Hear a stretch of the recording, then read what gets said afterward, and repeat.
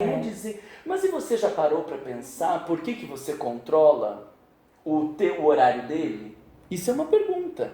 Eu tô na fase do ouvir, aqui é o momento de perguntas, mas já são perguntas querendo mudar o sujeito. Não cabe. Você vai para terapia com o teu desejo de mudar as pessoas. Não cabe. Então nós... Que pergunta seria adequada para entender melhor aí, Marlon? Por que ela faz isso também seria Porque controlar. o porquê é querer mudar. Eu vou descobrir o porquê para trabalhar o porquê e ela mudar. Entendi. Então, como você sente fazendo isso? Ainda não. Ainda Vamos não. pro como você se sente na situação, mas ainda não. Tá. Essa pergunta que você traz é uma pergunta mais profunda, que já está levando o sujeito já está fazendo com que a gente observe o nível de reflexão que ele tem sobre o próprio problema. Nós vamos precisar dessa pergunta para saber como encaminhar o caso. Mas agora ainda nós estamos entendendo. Por exemplo, de mencionar tempo. Quanto tempo que isso acontece? Como? Você está dizendo dessa insatisfação que você vive. Por conta de que você faz e que o seu marido não tem esse retorno, e aí você disse que cuida dos horários e tal, e ele reclama dessas coisas, e nunca ele está satisfeito. E aí eu estou te perguntando, desde quando que surge essa insatisfação no teu casamento? Olha, que eu sinto aproximadamente 5 anos. E quanto tempo você disse que é casado? 8 anos. Então a maior parte do tempo do teu relacionamento, isso aí está presente. Por que eu fiz essa pergunta? Porque muito provavelmente nós estamos falando de uma estrutura de personalidade. É diferente de quando surgiu uma problemática. Vamos supor que ela dissesse, desde que o meu filho morreu. Se ela diz desde que o meu filho morreu, nós vamos olhar para essa questão de como foi a morte do filho. Agora, como ela está descrevendo uma coisa que está presente na relação, isso quer dizer que nós estamos falando de uma estrutura de personalidade. E não gaste o seu tempo querendo mudar a estrutura de personalidade. Marlon não disse que não muda. Eu disse não gaste o seu tempo você querendo mudar a estrutura de personalidade do outro. Porque é o outro que precisa ter consciência disso para lidar com isso. Então, diria 5 anos, é casado há 8 anos. Então, aí a gente solta algumas conclusões, só repete para a pessoa aquilo que já está posto, porque às vezes ela desenvolve alguma coisa a mais. Vamos ver se aqui desenvolve. Então, eu retornaria para a pessoa dizendo, então, se vocês estão casados há 8, a maior parte do teu casamento foi assim. Foi assim. Nesses 3 anos iniciais... Viu que já engata alguma coisa a mais? Nesses 3 anos iniciais, isso aconteceu de forma gradativa. Então, era às vezes em algum jantar, algum encontro com a família, que eu notava algum desconforto da parte dele. Ele falava? Muitas vezes não, mas eu notava na fisionomia, na forma de me tratar, que ficava diferente, já não era tão carinhoso. E você via que ele não gostava do quê? Quando ele sentia que eu tomava frente de alguma decisão. Não dá nada, controladora, entendeu? Controladora. Mas a gente está aqui só perguntando para ir sondando. Quando eu tomava frente uma decisão, o que mais? E, enfim, isso fosse em frente a outras pessoas ou também nos nossos projetos. Seja fazendo um planejamento de uma viagem, de um curso ou algo assim, que eu muitas vezes achava que ele não tinha condições de planejar de forma que eu achava correta e eu assumia a frente. Gente, isso aí, deixa eu contar para vocês. Isso aí se repete. Em cada prédio tem um punhado dessas mulheres que são controladoras, que acham que o marido não faz e que não vai dar conta, que se não for do jeito delas, está errado, é difícil. E eu vou dizer mais, em muitos destes casos, eu não disse em todos, eu quase soltei em todos, mas eu não disse, porque daí eu estaria caindo num erro. Em muitos desses casos, esse homem vai se sobrecarregando, e ou expressa essa energia agressiva na insatisfação do casamento, no distanciamento, e vai começar a conflitar com essa mulher, ou o que é muito danoso em muitas relações, eles traem. A gente não sabe se trai ou não trai, mas muitos traem, porque está insatisfatório, eu não suporto essa relação, eu me sinto uma porcaria nessa relação, e aí eu encontro uma mocinha de 18, de 20 anos, que me valoriza, que me considera, que me admira, porque ela é bem mais nova, eu sou um professor universitário, ou eu sou um engenheiro, e aí ela me valoriza aquilo que a minha mulher não me oferece. E aí estes homens acabam caindo em traição. Não estou justificando traição, mas estou mostrando o quanto que muitas vezes a traição, muitas vezes não, sempre a traição é uma falência do casal. Não é uma falência de um ou de outro, é uma falência do casal. Né? É claro que cada um dentro dessa falência vai agir de um jeito. Se não faz parte da minha índole mentir, eu vou expressar de um outro jeito. Mas a falência do casal abre espaço para muitos dramas, né? E a traição é um deles. Então a gente já está vendo aqui uma mulher controladora, que diminui esse marido, que quando não é como ela quer, ela se intromete e faz a coisa ser do jeito que quer, muito provavelmente desqualifica esse marido. Você vai gastar 1 minuto desse atendimento dizendo para ela que ela não deve ser assim? Não gasta, porque ela não vai mudar. E se você tentar... E nem podemos nem também. Podemos. E se você tentar dizer para ela não ser assim, ela vai trazer um monte de justificativas de por que ela faz assim. Tá, mas se eu não faço, ele não faz. Olha a última viagem que a gente teve. Eu falei, fulano, veja as passagens. Fulano, veja as passagens. Fulano, veja as passagens. Faltava 7 dias e ele não tinha visto as passagens. Eu tive que ver as passagens e comprar as passagens. Ela vai dizer Salvadora. isso. Ela vai dizer isso. E ele não comprou as passagens por quê? Porque quando ele comprar as passagens, ela vai criticar. Ela vai dizer, mas olha o banco que você comprou. Mas olha o preço que pagou. Porque se pagou caro, porque ele comprou já antecipadamente com medo de ficar mais caro, vai dizer, mas olha o preço que pagou, por que você não esperou mais? Só que se ele esperar mais e ficar mais caro, Deus o livre, que ela vai fazer o inferno da vida dele, dizendo que você esperou demais, olha o preço que pagou. De qualquer jeito, ela vai criticar esse marido. Então, ele não faz. Mas ele não faz não é porque ele é um vagabundo. Ele não faz não é porque ele é sem vergonha. Ele não faz porque ele sabe que o preço que ele vai ter que pagar por fazer isso é muito alto. Não é a mãe e o pai do Jorge, porque ele fez um é assim com uma boca de... que daí até parece que ele conhece a mulher. Não. Então, ela está descrevendo essa situação de controle, e aí nós estamos entendendo então que estamos falando com uma pessoa que contribuiu para esse dano no casamento. Né? E eu acredito que se eu não fizer isso, se eu não tomar frente, ele se perde, ele não tem esse controle do dia a dia, da rotina, dos nossos planos.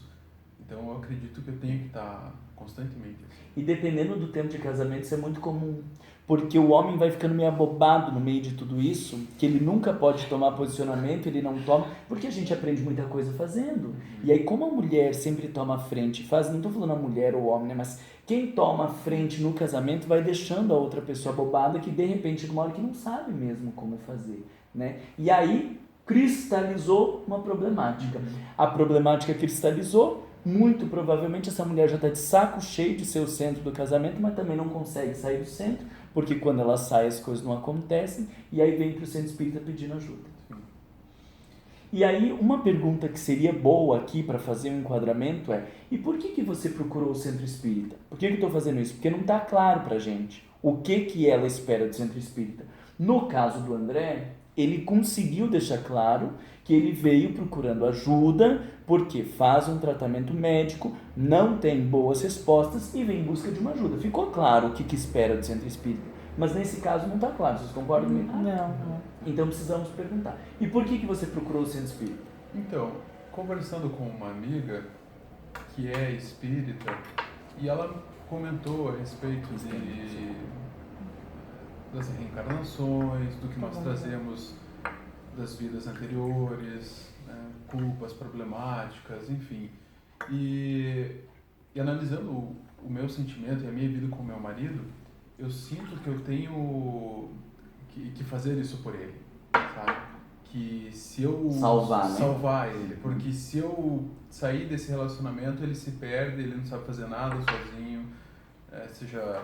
E uma mulher dessa não vai conseguir sair do relacionamento. Porque se ela sair e esse marido viver bem, cai toda a sensação de que ela é salvadora.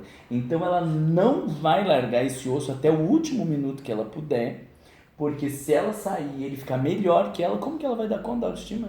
Eu tô brincando muito com esse caso, mas é que é muito comum, eu vejo muito isso se repetir no centro espírita, no atendimento fraterno, na busca de aconselhamento, na psicoterapia, nos grupos terapêuticos. Esse discurso é muito, muito, muito comum.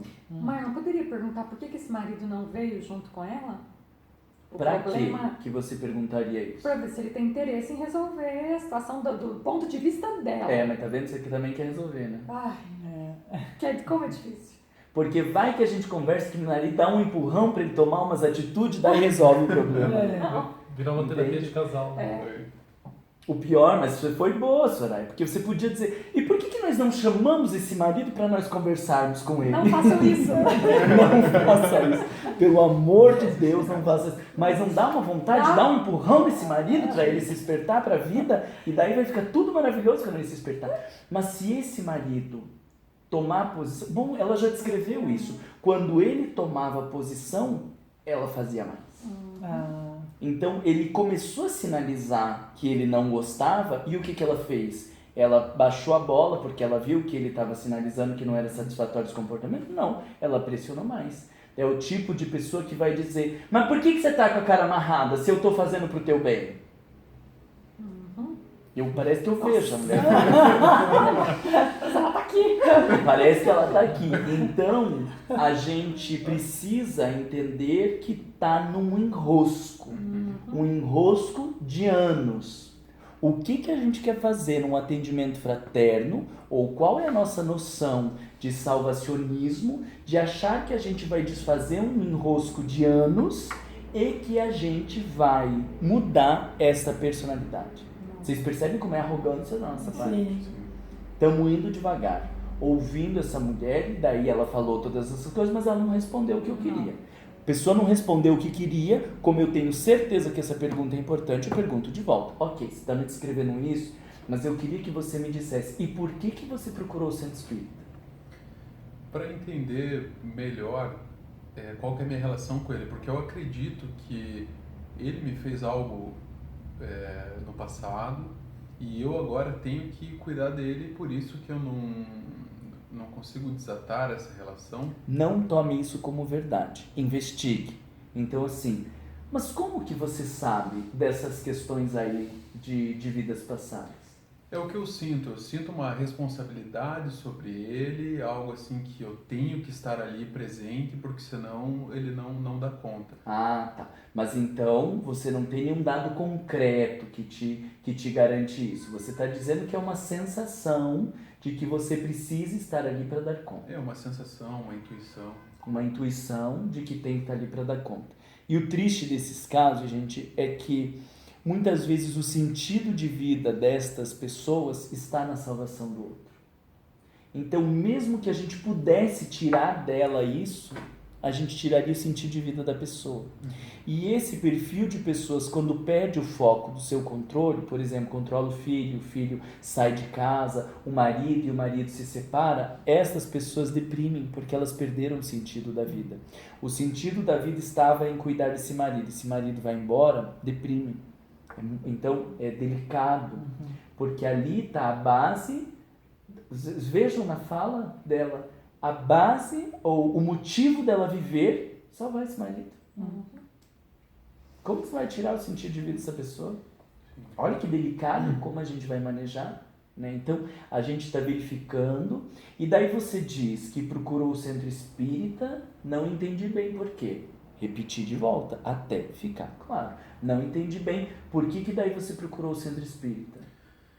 Porque essa relação tem se tornado difícil para mim também. Difícil como? Em alguns momentos pesado, porque eu acredito que eu tenho que fazer algo, mas como eu não vejo isso da parte dele, parece que ele não dá muito valor para isso, às vezes eu me sinto desvalorizado, sabe? em estar investindo no relacionamento, em querer cuidar de alguém, em que eu sinto que eu preciso e ele vira as costas. Então eu vim aqui no Centro Espírita estudar um pouco a respeito disso, ou buscar algum esclarecimento para entender melhor essa minha relação com ele e o que eu posso fazer daqui para frente. Ó, ele solta ali, no meio do atendimento, o sentimento de desvalor. Esse a gente precisa guardar em algum lugar, e se eu esquecer, você vai ter que me ajudar a trazer de volta, porque acompanhando os 4 casos aqui, pode ser que eu me embanane no meio das nossas conversas, mas vê que ali ela traz um sentimento de desvalor. E isso, muito provavelmente, a gente vai ter que entrar. Muito provavelmente isso vai retomar quando a gente estiver fazendo os enquadramentos, essa coisa do sentimento de desvalor. Mas veja que agora nós estamos entendendo melhor o caso. Veio para o Centro Espírita porque quer compreender melhor esta relação. Então é uma pessoa que muito provavelmente vai querer estudar sobre casamento, sobre os nossos compromissos no casamento ou as nossas obrigações para saber como conduzir melhor esse casamento. Agora nós temos um enquadramento, entendendo o que a pessoa procura. Por que esse enquadramento dentro do ouvir ele é muito importante? Eu preciso entender o que a pessoa está procurando para conseguir declarar se a gente pode oferecer o que ela está procurando ou não pode. Se eu não entendo o que ela está procurando, ou melhor, se não fica claro o que ela está procurando, como que eu vou querer oferecer alguma coisa? Vocês entenderam? Então a gente vai querer dar respostas para as perguntas que não foram feitas, solução para os problemas que não estão claros, mudança para as coisas que não são vistas como problemas. Não dá. Eu vou ter que falar dentro daquilo que o sujeito traz. Senão, não tem por que falar. Então, essa é uma parte, vamos dizer assim, isso é o fechamento do ouvir, é conseguir compreender a situação do sujeito e o porquê procurou o Centro Espírita. Aí agora, nós conseguimos fechar essa parte do ouvir para começar a terceira parte, que é a construção da problemática. Tá ficando claro isso para vocês? Sim. É claro, mas assim, para mim esse exemplo do Jorge é muito difícil no sentido da gente realmente querer dar a resposta, ajudar, querer resolver. Né? Querer resolver. Fica todo o tempo querendo tentador, resolver. né? É tentador. E vocês viram a diferença de tempo aqui? Sim. Num caso, quando claro. a demanda tá clara, eu vim no médico, tal, eu quero, rapidinho a gente consegue construir isso e fica claro para o próximo passo. Nesse daqui a gente ouve, e esse perfil é muito provável que se a gente tivesse no atendimento, ela ia descrever muitas coisas, ia descrever as coisas que ela já fez e que o marido não faz, ia descrever situações e tal, e ia ser um atendimento mais desgastante. Por quê? A diferença desses dois. Porque se aqui tem um problema, se enxerga no problema e vai lidar com o problema. Isso aqui, a descrição é de que o problema está lá fora. Por isso que é mais desgastante pra gente, por isso que tem que fazer mais pergunta, por isso que dá mais trabalho. Porque a problemática ainda está lá fora. E enquanto a problemática ainda está lá fora, a gente vai contornando, perguntando, até que a gente comece a fazer com que o sujeito fale de si. Entende? Porque nós não vamos falar com esse marido, nós não vamos chamar esse marido, então não tem o que fazer. Enquanto ainda estamos na questão lá fora, a gente não tem o que fazer. E vamos supor que ela dissesse, quando eu perguntei, e por que você procurou o Centro Espírita? Vamos supor que ela dissesse, eu procurei porque eu queria saber o que vocês podem fazer pro meu marido. O que a gente ia dizer? Estava ali para atender ela. Porque ela poderia dizer, eu queria que vocês ajudassem o meu marido. E aí? Bom, no improviso eu diria que assim como numa consulta médica você não pode ir por uma outra pessoa, no atendimento fraterno também você não pode vir no lugar de outra pessoa. Perfeito, adorei a tua analogia com a consulta médica. Quem veio é você, nós vamos falar de você, dos teus sentimentos e das tuas questões. Essa analogia do André com o médico ficou bom, né? Assim como na consulta médica, Você não dá para falar, não dá pra gente fazer a consulta falando de outra pessoa. No atendimento fraterno também, quem está aqui é você e nós precisamos falar de você. Perfeito. E não achem que daí agora começa a falar dela bem facilmente. Não vai. É estrutura de personalidade. Mas a gente está demarcando que não estamos aqui para falar do outro. Mesmo que você queira falar do outro, não somos coniventes com isso. E se a pessoa continua falando do outro, a gente precisa ser mais claro de dizer, você percebe a dificuldade que você tem de falar de você? Porque você está falando do seu marido como se o seu marido mudando ficaria tudo bem. E às vezes a pessoa até concorda, ela não percebe que a gente está sendo irônico. É verdade, mas ele precisa mesmo mudar. E aí não percebe que a gente está fazendo uma construção de uma reflexão. E aí esse virou o tema do atendimento. A dificuldade de olhar para si. O tema desse atendimento é a questão do pânico. O tema desse atendimento agora está a questão do casamento e qual é o meu papel no casamento. Mas se ela não conseguisse falar dela e desse interesse de compreender o casamento, o tema seria eu não consigo olhar para mim. E aí a gente vai ter que trazer conteúdos doutrinários que ajudem essa mulher a olhar para si. Na situação que nós enquadramos até agora, nós vamos trazer conteúdos doutrinários sobre casamento. Mas se não conseguíssemos chegar nesse enquadramento como o Jorge trouxe, o que nós vamos trazer de doutrina espírita é a necessidade de olhar para si, o compromisso que eu tenho com a minha evolução. Porque senão ela estaria comprometida com a evolução do marido. E não dá para se comprometer com a evolução do marido. Fica claro? Sim. Eu acho que a gente precisa interromper o vídeo e depois fazemos daí outro só com os dois casos de vocês. Mas até aqui, então, nós estamos no segundo passo do atendimento fraterno. Recebemos, damos espaço para ouvir essa pessoa, aparece uma problemática maior, porque ninguém, ou a maioria das pessoas não fala dos seus problemas na recepção, damos espaço, chegamos ao atendimento fraterno, recebemos essa pessoa no atendimento fraterno, nos apresentamos, falamos do sigilo e ouvimos o que essa pessoa tem a trazer. Neste ouvir, nós precisamos fazer alguns questionamentos em relação ao tempo, em relação à intensidade, compreendendo melhor quais são as suas queixas, as suas situações, para enxergarmos ou para termos declarado o que a pessoa procura quando ela vem ao centro espírita. Alguém que descreva que o marido morreu há 1 mês, nós precisamos olhar diferente do marido que morreu há 5 anos e ela não sai do quadro depressivo. Alguém que descreve um casamento difícil porque o marido não faz o que eu quero, nós vamos olhar diferente para alguém que descreve um casamento difícil porque o marido lhe espanca toda semana depois de estar alcoolizado em casa. Então, nós estamos aqui no ouvir, compreendendo o tamanho do problema e como a pessoa vive esse problema. O que ela já fez para resolver esse problema? Quais os recursos que ela buscou na situação? Como que ela enxerga esse problema? Tudo isso são perguntas que precisam entrar para nós compreendermos cada um dos casos. Ok? Ok.